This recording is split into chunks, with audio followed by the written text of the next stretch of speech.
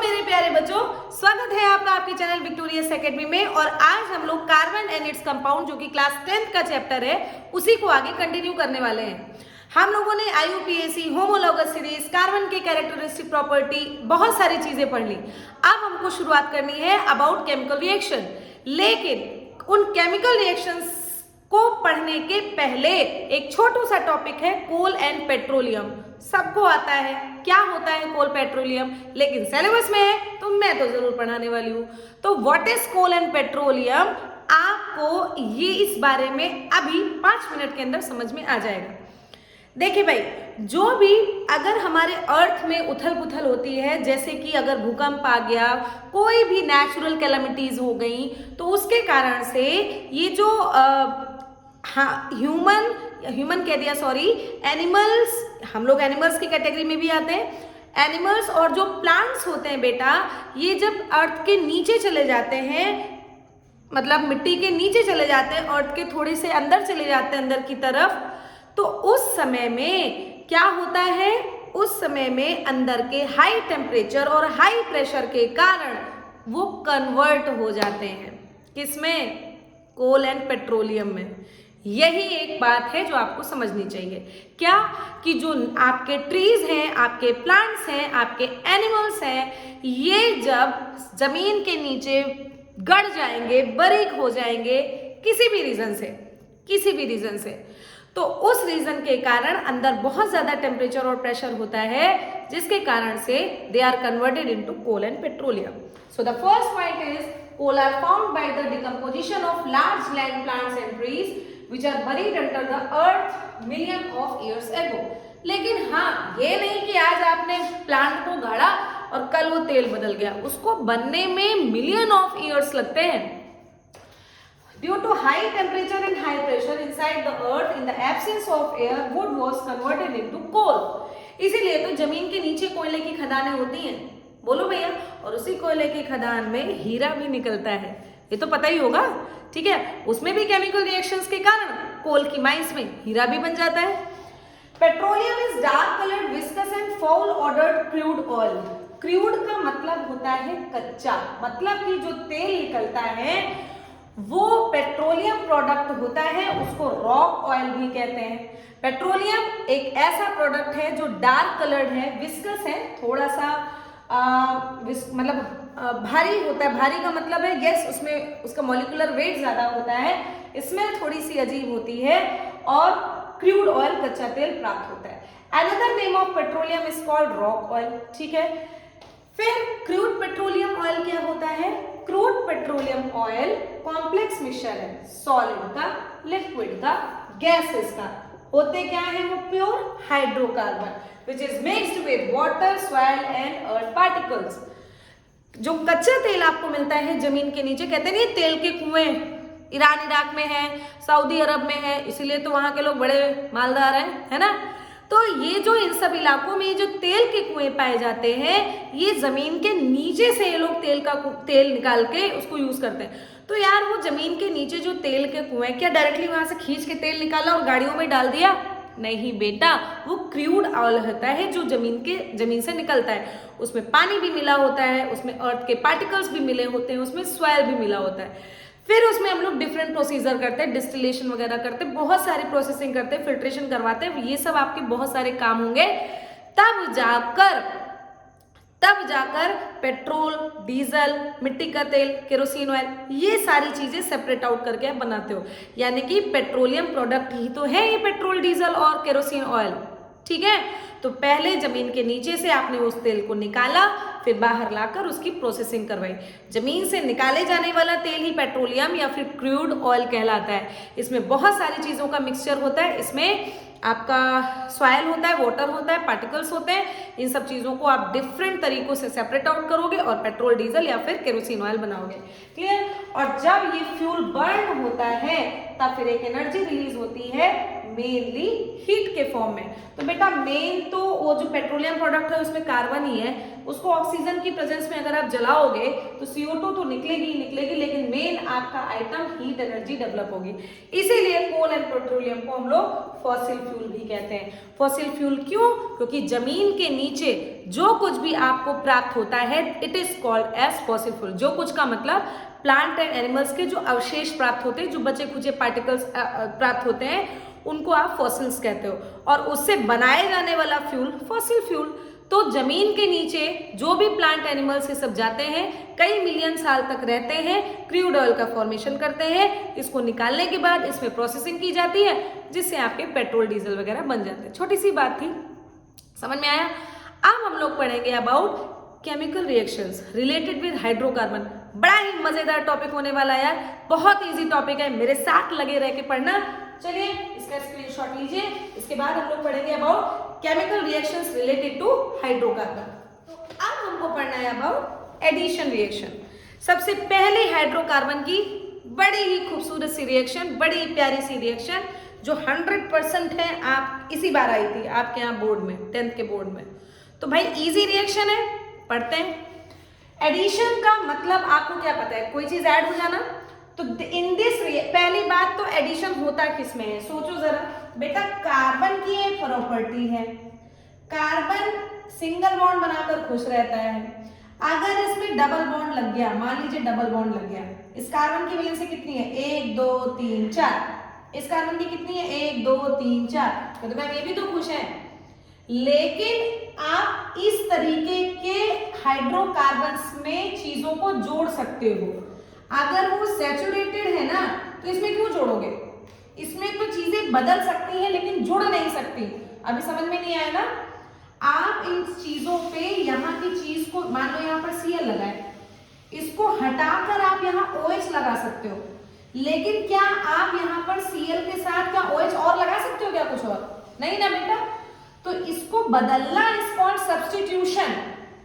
अभी आप substitution reaction भी पढ़ोगे, लेकिन इस तरीके की चीजों में आप चीजें लगा सकते हो, एडिशन कर सकते हो, ऐड कर सकते हो। कैसे?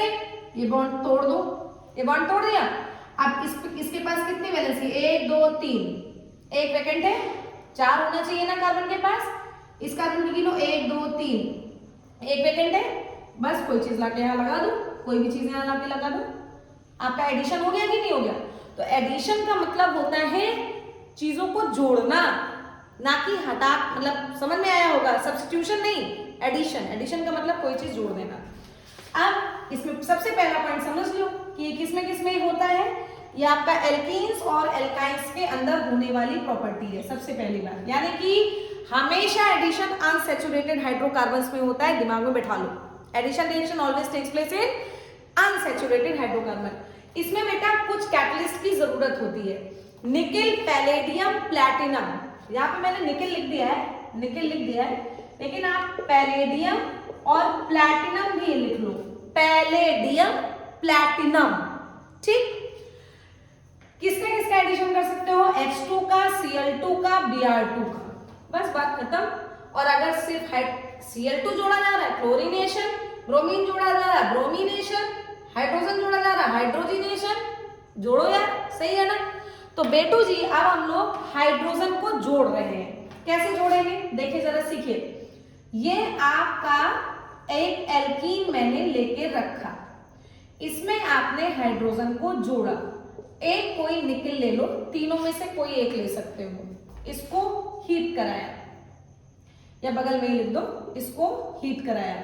हीट कराने के बाद बेटा ये हाइड्रोजन ब्रेक होंगे, यहां से एक बॉन्ड भी टूटेगा। तो मान लो एक, इसको दिखाया नहीं जाता, आपको समझाने के लिए कर रहे हैं। मान लो एक बॉन्ड यहां से ये ब्रेक हो गया, ठीक। अब जब ये ब्रेक हो जाएगा, थोड़ी देर के लिए इसको हटा रहे हैं, अगर ये ब्रेक हो जाएगा तो इस कार्बन के पास 1 2 3 बॉन्ड है, एक की कमी। इस कार्बन के पास 1 2 3 बॉन्ड है, एक की कमी। तो एक हाइड्रोजन यहां आ जाएगा और एक हाइड्रोजन यहां आ जाएगा, ठीक। तो इसी तरीके से ये रिएक्शन होती है। ये बॉन्ड आपका ब्रेक होता है, फिर कमी आती है, वो पूरा करता है। तो यहाँ देखो बनेगा क्या, यहाँ बनेगा हाइड्रोजन लगा, इधर कार्बन लगा, एक हाइड्रोजन लगा, ये हाइड्रोजन आके यहाँ जुड़ा, लो जोड़ दिया, single bond, carbon, 2 hydrogen already थे, लो, इसी को हम लोगों ने क्या दिया, हाइड्रोजिनेशन। तो बेटा देखो यहाँ डबल बॉन्ड था, इसलिए ये क्या था, इथीन, और हाइड्रोजन जोड़ने से ये क्या बन गया, इथेन। वही ना, इजी रिएक्शन, समझ में आया। आप सेम इस रिएक्शन से एक करवा सकते हो, हाइड्रोजिनेशन ऑफ ऑयल। क्या करा सकते हो, हाइड्रोजिनेशन ऑफ ऑयल करा सकते हो। देखो भाई कैसे कराते हैं। अब सबसे पहले वेजिटेबल ऑयल लिख दे, पहले तो लैंग्वेज लिख दे, vegetable oil is heated with hydrogen in the presence of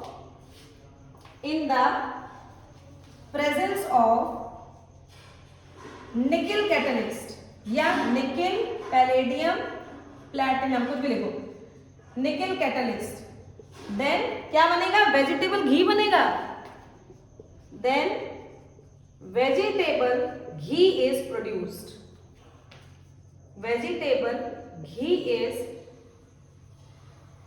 produced।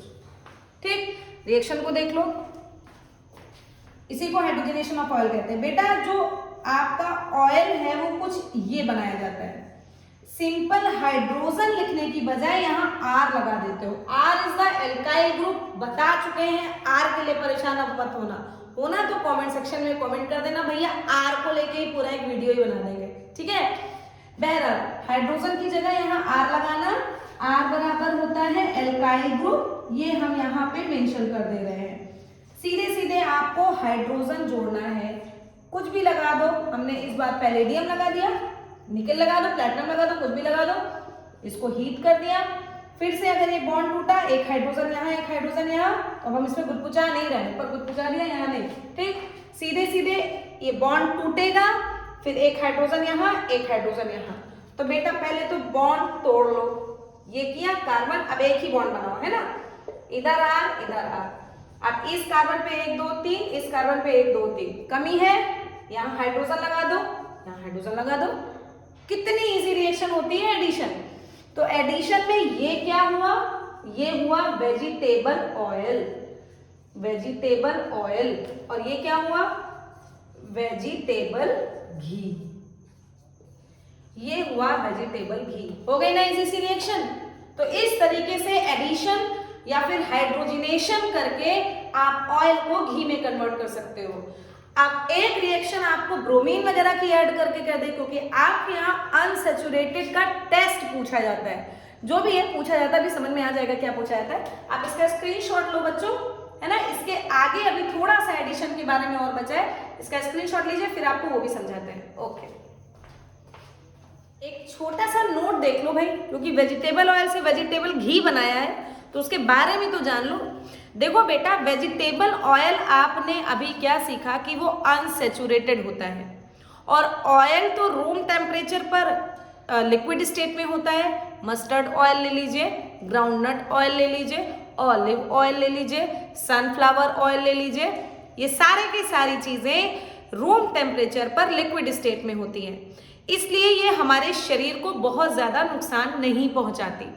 लेकिन जो वेजिटेबल घी होता है, डालडा, बहुत समय पहले यही यूज होता था, वो रूम टेम्परेचर पर सॉलिड स्टेट में होता है मुन्ना, और अगर कोई चीज रूम टेम्परेचर पर सॉलिड स्टेट में है और अनसैचुरेटेड है तो वो हमारी हेल्थ के लिए खराब होता है, ठीक है।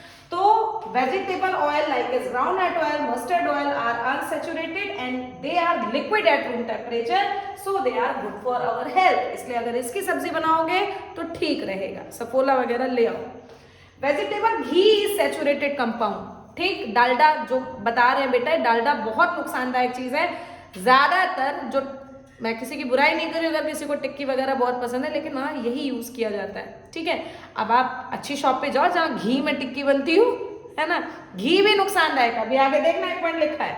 इसलिए थोड़ा सा इन सबसे आप परहेज कीजिए, क्योंकि यही आपके शरीर में बैड कोलेस्ट्रॉल, बैड फैट बनाते हैं, और फिर हार्ट में ब्लॉकेज होता है, फिर हार्ट अटैक आता है, फिर तो गड़बड़ हो जाती है, ठीक है।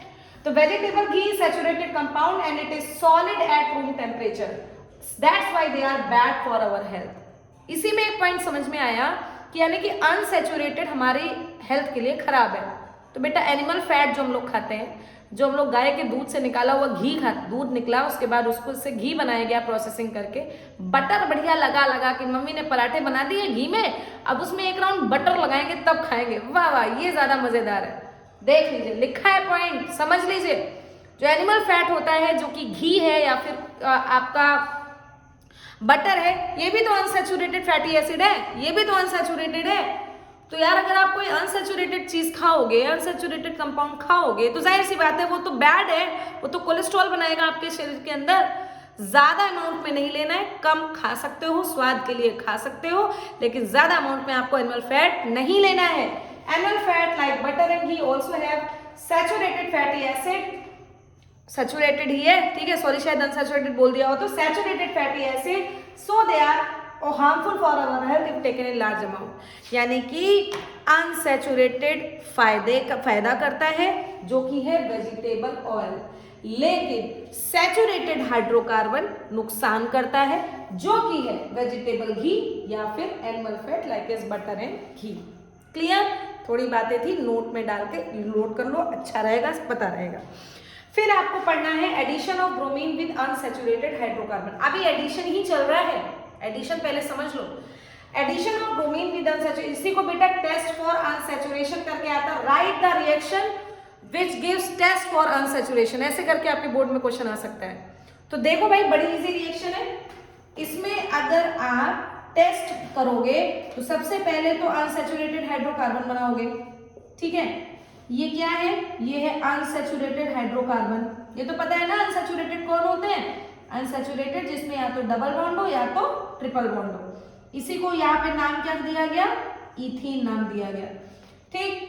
यहाँ पर बेटा ब्रोमीन को एज ए ब्रोमीन वाटर लिया जाता है, तो यहाँ पर ब्रोमीन लिखोगे आप Br2 ही, लेकिन ब्रोमीन वाटर के रिस्पेक्ट में आप इसको लिखोगे, ठीक है, ब्रोमीन वाटर ही लिख के आप इसको कंप्लीट करोगे।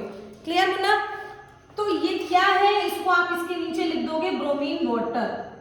ब्रोमीन वाटर का कलर कैसा होता है? Reddish brown. अच्छा एक बात बताओ, छोटी सी बात बताना, पानी में अगर आपने रूह अफ़ज़ा डाल दिया, रूह अफ़ज़ा तो सबने पिया होगा ना, गर्मी में पीते हैं लोग, पानी में अगर आपने रूह अफ़ज़ा डाल दिया तो पानी का कलर रेड हो जाता है कि नहीं? तो अगर कोई ये कंपाउंड है और उसमें आपने रेडिश ब्राउन कलर डाल दिया तो वो रेड हो जाएगा, रेडिश ब्राउन हो जाएगा कि नहीं? इतनी बात मेरी समझ में आई, पल्ले पड़ गई, बहुत बढ़िया। और अब पुराना हाइड्रोजनेशन जैसे आपने कराया था, इसको तोड़ना है, ब्रोमीन लगाना है।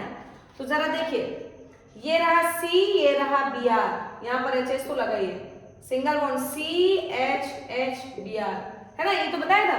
ये तोड़ोगे, इसके पास कमी आएगी, एक Br यहाँ लगा दोगे, एक Br यहाँ लगा दोगे, यही तो बताया था, ठीक। तो ये बेटा देखो जरा क्या हुआ, Br2 जब था कंपाउंड के अंदर मिलाया तो किस कलर का था? रेडिश ब्राउन का। लेकिन यार एडिशन होने के कारण तो Br एक इसके साथ लग गया, किसके साथ लग गया? अब Br तो Br2 के फॉर्म में है ही नहीं, वो Br तो उसके साथ लग गया, तो क्या अब ये कलर देगा? नहीं देगा। तो बेटा ये क्या हो जाएगा? ये कलरलेस हो जाएगा, ये कलरलेस हो जाएगा। क्यों? क्योंकि ये सैचुरेटेड बना देगा, ये सैचुरेटेड कंपाउंड बना देगा, इसलिए ये कलरलेस हो जाएगा। और इसीलिए हमको पता चल जाएगा अच्छा जो कंपाउंड हमने लिया था वो तो अनसैचुरेटेड था, तभी तो कलरफुल रहा। बेजम गई बात? अभी नहीं गई, एक बार और सुनो। अगर कभी आपने कोई अनसैचुरेटेड कंपाउंड, अच्छा सैचुरेटेड की बात सीखो, जैसे मान लो छोटी सी बात देखो, यहाँ आपने ये सैचुरेटेड कंपाउंड ले लिया, अब आप इसमें जोड़ना चाहते हो ब्रोमीन वाटर, ठीक, ब्रोमीन वाटर जोड़ना चाहते हो, ब्रोमीन वाटर इसमें मिला दिया, पूरा जो आपका सॉल्यूशन है जिसमें आपने मिलाया, देखो एक सॉल्यूशन लिया, उसमें आपने कंपाउंड कोई भर दिया, कोई कंपाउंड भर दिया, उसमें ऊपर से आपने ब्रोमीन वाटर मिला दिया जो कि लाल रेड ब्राउन कलर का था, वो कलर चेंज हो गया पूरा, ठीक, मिला दिया, थोड़ी देर वेट किया हिला के, क्या हो रहा क्या हो रहा क्या हो रहा। अब सोचो ये Br क्या इसमें कहीं जुड़ पाएगा? नहीं जुड़ पाएगा। और अगर ये Br इसमें नहीं जुड़ पाएगा तो इसका मतलब सॉल्यूशन का कलर क्या कभी चेंज होगा? वो वैसे ही रहेगा क्योंकि ये रिएक्ट ही नहीं किया। समझ में आया बेटा? यहाँ पर रिएक्शन ही नहीं होगी क्योंकि ये सैचुरेटेड है। ये Br कहाँ जाके जुड़ेगा, तो सॉल्यूशन का कलर चेंज नहीं होगा, सॉल्यूशन का कलर अभी भी रेडिश ब्राउन रहेगा। लेकिन अगर आपने अनसैचुरेटेड हाइड्रोकार्बन लिया तो उसमें ब्रोमीन वाटर जाके ऐड हो जाएगा। तो जब Br2 के फॉर्म में ही नहीं है तो बाद में वो कलर क्या अपना रेडिश ब्राउन ही रखेगा, बाद में तो उसका कलर डिसअपियर हो ही जाएगा। तो दिस टेस्ट तब आप तुरंत समझोगे कि अच्छा हमने जो कंपाउंड लिया था वो अनसैचुरेटेड था, तुरंत आप समझ जाओगे that's why this reaction is called as test for unsaturation. और ऐसी तरीके से आपके बोर्ड में आती है ये रिएक्शन। समझ में आया? Very good. अगर आ गया हो तो कमेंट सेक्शन में कमेंट कर देना बेटा कि मुझे समझ में आ गया। क्लियर? तो ये रहा आपका एडिशन का पूरा topic. So please take screenshot मेरे बच्चा लोग। इसके बाद हम लोग पढ़ेंगे अबाउट ऑक्सीडेशन रिएक्शन। बेटा अब हमको पढ़ना है अबाउट ऑक्सीडेशन रिएक्शन। ऑक्सीडेशन का मतलब तो पता ही है, ऑक्सीडेशन का मतलब होता है ऑक्सीजन का जुड़ना। ऑक्सीजन को जोड़ने के लिए हम लोग को ऑक्सीडाइजिंग एजेंट की जरूरत होती है।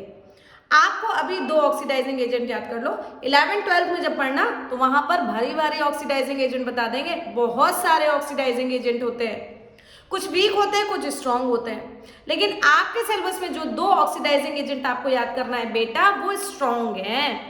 Alkaline potassium permanganate and acidified potassium dichromate. Formula potassium dichromate का K2Cr2O7 और पोटेशियम परमैंगनेट का KMnO4। क्लियर? तो आप लोगों को ऑक्सीडाइजिंग एजेंट याद रखने, भाई ये याद करो, ये आपकी जिम्मेदारी। ऑक्सीडाइजिंग एजेंट्स जो ऑक्सीजन उपलब्ध करा दे, जो ऑक्सीडेशन करवा दे, उनको ऑक्सीडाइजिंग एजेंट्स कहते हैं। एजेंट कौन? जो काम करवाए ना अपना। दलाल एजेंट, एजेंट कौन होता है? जो अपना काम करवाता है। तो ऑक्सीडाइजिंग एजेंट जो ऑक्सीडेशन करा दे। कौन कौन से? एसिडिफाइड K2Cr2O7, क्या? Acidified K2Cr2O7, alkaline KMnO4। आपके सिलेबस में जो रिएक्शन दी गई है वो दी गई है अल्कोहल की। आप लोगों को IUPAC अब तक आ गया होगा। ये 2 कार्बन का अल्कोहल है इथेनॉल। इसमें ये ऑक्सीजन से रिएक्शन कराई गई है जिसको हम लोग कहते हैं नेसेंट ऑक्सीजन। और ये बड़ा ही रिएक्टिव एटम होता है बेटा। यही कि अल्कलाइन KMnO4 यही इसको उपलब्ध कराता है, इसको, गैस नहीं। ये इससे बनता क्या है? Ethanoic acid.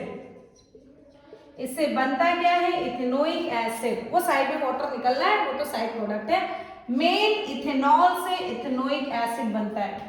मैम हमको याद नहीं हुआ, हम कैसे समझेंगे? बेटा इसके लिए आपको थोड़े से बड़े क्लास की तरफ जाना पड़ेगा, थोड़ा सा समझाने का कोशिश है। देखिए सबसे पहले एक लाइन याद रख लो, याद रहोगे तो मुझे याद करोगे। ये ऑक्सीडेशन की हमेशा 11th-12th में जो केमिस्ट्री लेते हैं बेसिक तो ये पता ही होना चाहिए। क्या? कि एल्केन का ऑक्सीडेशन कराकर एल्केन बदलता है अल्कोहल में, अल्कोहल का ऑक्सीडेशन कराकर ये बदलता है एल्डिहाइड या फिर कीटोन में, और फिर इसका ऑक्सीडेशन कराकर ये बनता है एसिड में, कार्बोक्सिलिक एसिड में। इतने ही तो अभी आपने पढ़े हैं, बताओ बेटा, इतने ही तो फंक्शन ग्रुप आपने पढ़े हैं। तो चूंकि ये बड़े ही स्ट्रॉन्ग ऑक्सीडाइजिंग एजेंट होते हैं, कैसे? स्ट्रॉन्ग ऑक्सीडाइजिंग एजेंट होते हैं। तो किसका ऑक्सीडेशन हो रहा है? अल्कोहल का ना। ऑक्सीडेशन करके डायरेक्टली क्या बना देंगे? एसिड। समझ में आया? तो 2 कार्बन का अल्कोहल, तो 2 कार्बन का एसिड बन के तैयार है कि नहीं है? भाई ये तो आपको आना पड़ेगा, ये आपको ये सीरीज याद रखनी पड़ेगी। एल्केन ऑक्सीडाइज करके अल्कोहल, अल्कोहल इसमें। यार मैं ये बीच में क्यों आया? बेटा मैंने क्या बोला था, बहुत प्रकार के ऑक्सीडाइजिंग एजेंट पढ़ते हो, कुछ वीक ऑक्सीडाइजिंग एजेंट भी तो होंगे। ये सिलेबस में नहीं है, क्यों दिमाग खराब करना है यार? सीधे सीधे सिलेबस की चीज याद करो। आपके 10th क्लास के NCERT में दिया गया है स्ट्रॉन्ग ऑक्सीडाइजिंग एजेंट के बारे में, यानी कि अल्कोहल से एसिड बनाने के बारे में। रट्टा मारो इस चीज का, क्या? कि alcohol is react with alkaline KMnO4 और potassium dichromate, then with the help of oxidation reaction it converted into acid। समझ में आया? इसको अगर नोट करो तो एक लाइन इसकी लिखवा दे, ठीक है? इसको नोट कीजिए, ये वाली बात, क्लियर? अब इसको अगर हम लोग एक लाइन अगर इसकी लिखें तो आप क्या लिखोगे? When alcohol is oxidized in the presence of strong oxidizing agent। Example आप लिख लेना लाइक, है ना, इतना लंबा नहीं लिखवा रहे, strong oxidising agent, then it is converted into acid, then it is converted into acid. हो गई बात खत्म, याद हो गई रिएक्शन। कह रहे मैम लेकिन अभी बनाना नहीं आया। देखो भाई, अगर मान लीजिए इसमें आपको ऑक्सीजन और ऐड करना, ऑक्सीडेशन का मतलब ऑक्सीजन ऐड करना है। ऑक्सीजन बेटा हमेशा मेनली डबल बॉन्ड से कार्बन से जुड़ता है। मेनली जब जुड़ेगा किसी चीज से तो डबल बॉन्ड से जुड़ेगा। ऑक्सीजन के पास डबल बॉन्ड बनाने की प्रॉपर्टी है। तो ये इस कार्बन से कहेगा एसिड बनना है, तो इसी कार्बन के पास डबल एक ऑक्सीजन लाना पड़ेगा। तो कहेगा भाई हाइड्रोजन तुम भी हटो, भाई हाइड्रोजन तुम भी हटो। तो ये जब दोनों हट जाता है तो इसके पास, इस कार्बन के पास दो बॉन्ड की कमी हुई ना, उसी दो बॉन्ड को तो इस बॉन्ड ने डबल बॉन्ड बना के पूरा किया। बोलिए, तो यहां पर आकर ऑक्सीजन जुड़ गया, क्या बन जाएगा CH3C डबल बॉन्ड OH बन गया एसिड। अब यहां से H2 निकला। अब H2 तो यार भाई H2 है वो ऐसे तो मतलब उस H2 को यहां से एक ऑक्सीजन और मिल जाता है, और उस H2 से जब ऑक्सीजन मिलता है तो वहां एक मॉलिक्यूल वाटर का बन जाता है। तो बस यही आपकी छोटी सी रिएक्शन है जो आपको याद करनी है। ठीक, यहाँ पर हम H अब वापस लगा दे रहे हैं, फिर से समझा दे रहे हैं। ऑक्सीडेशन करने के लिए ऑक्सीजन हमेशा जब किसी चीज से उसके अंदर प्रॉपर्टी होती है मेनली वो डबल बॉन्ड से जुड़ता है, क्योंकि उसके लास्ट शेल में वैलेंसी ही उसकी 2 है। ऑक्सीजन क्या एटॉमिक नंबर 8 2,6, कितने इलेक्ट्रॉन चाहिए इसको ऑक्टेट बनाने के लिए? 2 ना, इसीलिए तो 2 बॉन्ड चाहता है कि हमको 2 बॉन्ड कहीं से बन जाए। तो ऑक्सीजन ज्यादातर 2 बॉन्ड बनाना चाहता है, डबल बॉन्ड बनाना चाहता है। तो यहाँ कार्बन के पास 2 बॉन्ड तोड़ेगा पहले, दोनों टूटेंगे, ऑक्सीजन आकर इसे डबल बॉन्ड बना के जोड़ देगा। अब ये दोनों हाइड्रोजन एक ऑक्सीजन और लेंगे, क्या बना देंगे? वाटर। हो गई आपकी ऑक्सीडेशन रिएक्शन, है ना इजी? वेरी गुड बच्चों, इसका स्क्रीनशॉट लीजिए। इसके बाद हम लोग पढ़ेंगे अबाउट कंबस्टन। देखो कंबस्टन और ऑक्सीडेशन में जरा सा अंतर है। कंबस्टन में ऑक्सीजन से रिएक्शन हो जाती है, ऑक्सीडेशन में ऑक्सीजन रिएक्ट नहीं करता। तो मैम ये कर दो रहा है बेटा, ये ऑक्सीजन गैस नहीं है, ये अल्कलाइन KMnO4 ऑक्सीजन दे रहा है, ठीक है। और कंबस्टन में ऑक्सीजन गैस ही रिएक्ट करती है। समझ में आया डिफरेंस? फिर से, ऑक्सीडेशन में ऑक्सीजन गैस नहीं है, ये ऑक्सीडाइजिंग एजेंट ऑक्सीजन उपलब्ध करा रहा है, लेकिन कंबस्टन में तो सीधे सीधे ऑक्सीजन गैस ही रिएक्ट कर जाती है। अच्छा, तो इसका स्क्रीनशॉट लीजिए। इसके बाद हम लोग पढ़ेंगे अबाउट कंबस्टन रिएक्शन। अब हमको पढ़ना है अबाउट कंबस्टन रिएक्शन। ऑक्सीडेशन में नेसेंट ऑक्सीजन यूज हो रहा था, कंबस्टन में ऑक्सीजन गैस यूज करेंगे। और जब भी कभी हाइड्रोकार्बन का कंबस्टन होता है ना बेटा, CO2 और वाटर निकलता है, आंख बंद करके कंबस्टन रिएक्शन में CO2 वाटर निकाल दो। कहते मैम हम कैसे जानेंगे कि कंबस्टन होगा कि ऑक्सीडेशन होगा? बेटा जी, अगर अल्कलाइन KMnO4 एसिडिफाइड K2Cr2O7 या फिर कोई भी अगर ऑक्सीडाइजिंग एजेंट होगा तो CO2 वाटर नहीं निकलेगा, ऑक्सीडेशन रिएक्शन होगी। लेकिन अगर ये एजेंट नहीं लगे हैं, ऑक्सीजन गैस रिएक्ट कर रही है, तो CO2 वाटर निकलेगा और हीट लाइट निकलेगी। बस यही याद रखना है आपको। आगे देखिए, hydrocarbon burns in the presence of oxygen to give rise CO2 water heat and light. इतने सारे हाइड्रोकार्बन्स की आपकी रिएक्शन दिखा दी गई है। ये भी तो हाइड्रोकार्बन की रिएक्शन है, अल्कोहल है। अल्कोहल देखो, वहां पर आप ऑक्सीडाइजिंग एजेंट यूज कर रहे थे, बना रहे थे क्या बताइए? एसिड। यहाँ पर आप ये देखो बन रहा है CO2 water, CO2 water, CO2 water, balancing मार दो बस। ये कौन है? ये है मीथेन। ये कौन है? ये है इथेन। ये कौन है? ये है अल्कोहल। कौन सा alcohol? Ethanol, ethyl alcohol.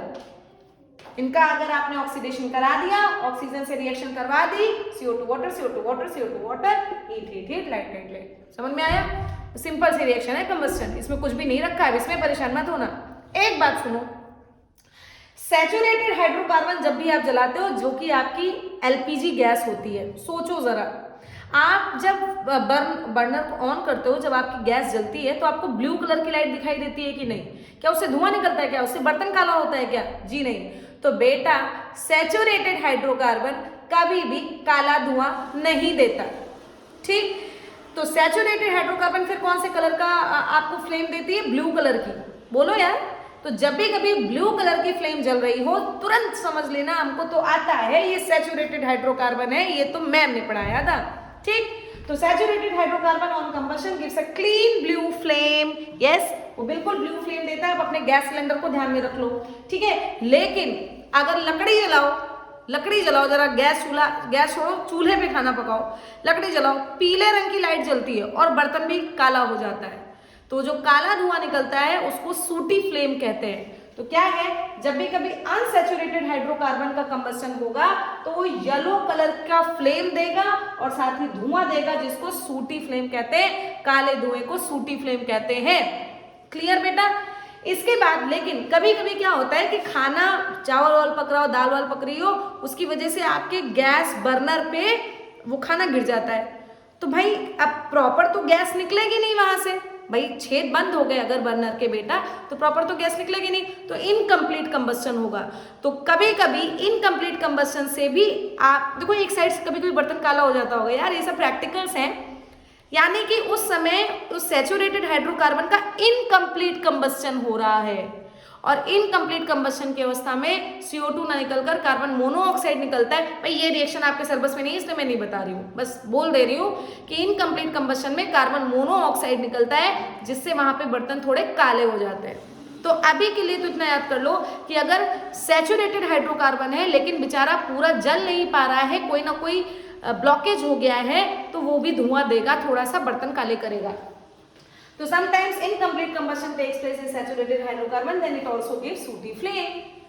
Case मैंने आपको बता दिया, खाना वाना गिर गया, बर्नर आपके ब्लॉक हो गए, तो इनकम्प्लीट ऑक्सीडेशन होगा, जिसकी वजह से इसलिए बर्नर को बीच बीच में साफ करते रहो, नहीं तो बर्तन आपके काले होते रहेंगे। समझ में आया?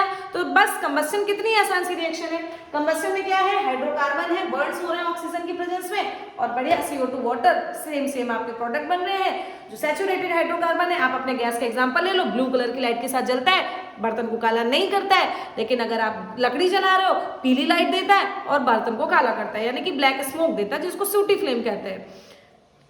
हो गया? तो इसका स्क्रीनशॉट क्यों नहीं ले रहा बेटा? स्क्रीनशॉट लीजिए। लास्ट रिएक्शन आपकी केमिकल रिएक्शन बची है, जिसको हम लोग करना है substitution. So please take screenshot, बचा लो बेटा। आज की लास्ट रिएक्शन है, बहुत हो गया ना, लंबा वीडियो जा रहा है। आज की लास्ट रिएक्शन है सब्स्टिट्यूशन, पढ़ के खत्म करो। उसके बाद जो टॉपिक बचेंगे वो बचेगा ethanol, ethanoic acid, soap, detergent. अब चैप्टर बड़ा है, क्या ही कर सकते हैं। ठीक, तो ethanol, ethanoic acid, soap and detergent आगे के लेक्चर्स में आएगा। आज का लास्ट टॉपिक पढ़ लो बेटा, सब्स्टिट्यूशन रिएक्शन। सब्स्टिट्यूशन शुरू में ही बताया था, एडिशन में ऐड करते हैं, अनसैचुरेटेड में। सब्स्टिट्यूशन में एक हाइड्रोजन हटाओ, कोई चीज लगाओ, है ना। तो याद रखना, एडिशन में हाइड्रोजनेशन कराया था, सब्स्टिट्यूशन में क्लोरीन वगैरह लगाकर हम लोग उसको सब्स्टिट्यूट करवा देंगे। क्लियर? वहां पर भी कर सकते हो, यहां पर भी कर सकते हो। क्लियर हो गया मुन्ना? हाइड्रोजन हटाओ, कुछ और लगाओ। तो सब्स्टिट्यूशन रिएक्शन कैरेक्टरिस्टिक रिएक्शन है किसकी? सैचुरेटेड हाइड्रोकार्बन की। एक हाइड्रोजन हटाओ और क्लोरीन को लगाओ या फिर ब्रोमीन को लगाओ। देखो कैसे, ये आपका CH4 हुआ, ठीक। आपने यहाँ पर Cl2 से रिएक्शन कराई। सनलाइट लिख दे रहे हैं, H ये सनलाइट है, इसको सनलाइट समझा जाता है। सन का एक फोटोन है, एक पार्टिकल सनलाइट। अब यहां से क्या बोला, एक हाइड्रोजन हटाओ, तो ये Cl कहेगा यार हम तो दो हैं, ये भी तो टूटेगा। तो यहां से एक H निकलकर इस Cl के साथ रिएक्शन करेगा, ये Cl आकर यहाँ जुड़ जाएगा। तो बनेगा क्या बेटा? बनेगा यहाँ पर CH3Cl बना, और यहां से ये एक क्या निकल गया मॉलिक्यूल, HCl। यही पर रिएक्शन आप पढ़ के खत्म कर दोगे। लेकिन अगर जानकारी ज्यादा अच्छी देनी हो, मतलब आपको बहुत आता है, तो आगे भी हो सकती है रिएक्शन, क्योंकि जब तक हाइड्रोजन है तब तक हो सकता है सब्स्टिट्यूशन। तो बेटा जरा करके देखते, वैसे तो यहीं पर आपकी रिएक्शन हो जानी चाहिए, आप समाप्त कर दो, इट्स ओके, यही होता है आपकी सब्स्टिट्यूशन रिएक्शन। लेकिन अगर आपके पास टाइम है, आपको और ज्यादा एक्सप्लेन करना है, तो आप लिख सकते हो जब तक उस हाइड्रोकार्बन में हाइड्रोजन है तब तक वहां पर सब्स्टिट्यूशन होगा। तो यहाँ पर ये क्या बना, CH3Cl बना। बोलो बेटा, फिर से क्या लोगे, Cl2, फिर से H, यहाँ पर Cl अलग होगा, एक और हाइड्रोजन तोड़ो, यहाँ से ये क्या बनाएगा Cl, और यहाँ पे आ जाएगा, तो अब क्या बनेगा CH2Cl, एक और Cl, CH2Cl2, क्या बनेगा CH2Cl2 और साथ में HCl फिर निकला। फिर लो एक बार और CH2Cl2 के साथ में क्या लोगे क्लोरीन। ठीक, अब बताओ यहां से एक H हटाओ एक Cl और जोड़ दो तो एक H कम एक Cl ज्यादा, क्या बनेगा CHCl3 और साथ में क्या निकल गया HCl। बेटा ये क्लोरोफॉर्म है, वही जिसको टीवी सीरियल्स में नाक में लगाते लोग तुरंत बेहोश हो जाते हैं। इतनी जल्दी इंसान बेहोश नहीं होता है, ठीक है, वो टीवी सीरियल्स में ही है, थोड़ा समय लेता है, लेकिन हाँ ये पॉइजनस तो होता है ये क्लोरोफॉर्म। फिर लास्ट CHCl3 की रिएक्शन एक बार और करा लो क्योंकि अभी एक H और बचा है। क्या करोगे H हटाओगे Cl लगाओगे, H हटाओ Cl लगाओ, Cl4 आ जाएगा ना, H हट जाएगा, यहाँ क्या बना CCl4 प्लस HCl। अब नहीं होगा सब्स्टिट्यूशन क्योंकि सारे के सारे हाइड्रोजन हट गए। तो ये क्या है, इसको क्या कहते हैं, नाम तो पढ़ लो बेटा, कार्बन टेट्राक्लोराइड। तो बस केमिकल रिएक्शंस ये चार होती हैं, आपने अच्छे से सीखा है, आपने अच्छे से समझा है। तो मुझे लगता है कि आज के लिए इतने रखते हैं बेटा, वीडियो ज्यादा लंबी होने पर लोग बोरियत फील करने लगते हैं फिर, है ना। मुझे क्या है, मैं तो पढ़ा ही सकती हूँ आपको, लेकिन फिर भी थोड़े थोड़े हिस्सों में पढ़िए। अब आपके टॉपिक्स जो बचे हैं वो है अल्कोहल, इथेनॉल पढ़ना है, इथेनोइक एसिड पढ़ना है और सोप डिटर्जेंट। छोटे छोटे से टॉपिक हैं, चैप्टर बहुत ही छोटा है, पढ़ते रहो यार, नहीं तो फिर बहुत लेट हो जाएगा। तो ठीक है, इसके बाद हम लोग मैग्नेटिज्म स्टार्ट भी करेंगे, कुछ बच्चों ने बोला है मैग्नेटिज्म स्टार्ट करने के लिए, तो इसके बाद हम लोग पढ़ेंगे अबाउट मैग्नेटिज्म। तो मुन्ना मेरे बच्चा लोग पढ़ते रहो बढ़ते रहो का कॉन्सेप्ट तो हमेशा हम लोग लागू करते हैं, पहले तो इसका स्क्रीनशॉट ले ही लिया होगा, ठीक। तो मेरे साथ में आप लोग लगे रहिए, चैनल को सब्सक्राइब कर लीजिए, लाइक कर लीजिए, और सबसे बड़ी बात है पढ़ते रहो बढ़ते रहो का कॉन्सेप्ट अपने लाइफ में शामिल कर लो भैया। अब बोर्ड की डेटशीट आ गई है, अगर अभी नहीं तो कभी नहीं। तो please all the best to all of you, सब लोग पढ़ो। Okay, thank you so much.